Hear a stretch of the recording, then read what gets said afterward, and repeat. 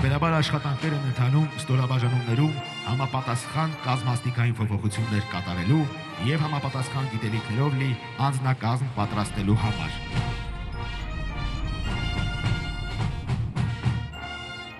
Այս պահին մայրաքաղաք Երևանի երկնքով Հանրապետության հրապարակի վրայով անցնում է զինված ուժերի ավիացիան։ Զորատեսակի գլխավոր առաքելությունն օդային և ցամաքային տարածքների պաշտպանությունն է, մարտերի վարումն ու թիրախների ճշգրիտ խոցումը։ Օդում բազմաֆունկցիոնալ Mi-17V5 ուղղաթիռներն են, բազայի հրամանատար առաջին կարգի մարտական օդաչու, մարտական խաչ առաջին աստիճանի իշխանանշանակիչ, գնդապետ Տիգրան Աշոտյանի ղեկավարությամբ։ Երկնքի անվիճելի արքան ապահովում է օդային վերահսկողությունը, կատարելապես համադրելով գերարագ մանևրությունն ու ծանր սպառազինության ուժը։ Ուղղաթիռները նախատեսված են զորքերի և բեռների տեղափոխման, ցամաքային զորքերի կրակային աջակցության, որոնողափրկարարական աշխատանքների համար։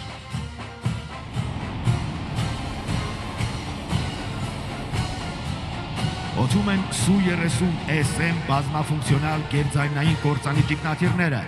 ավիացիայի պետ մարտական ծառայության մեդալակիր գեներալ-մայոր Հովհաննես Վարդանյանի գլխավորությամբ։ Համալրված են փոքր և միջին հեռավորության օդ-օդ, միջին հեռավորության օդ ռադիոլոկացիոն դասի ավիացիոն հրթիռներով, հեռավար ու միջին հեռավորության ավիացիոն կառավարվող սավառնող ռումբերով։ Նրանց են հաջորդում Su-25 գրոհային ինքնաթիռները, բազայի հրամանատար առաջին կարգի մարտական օդաչու,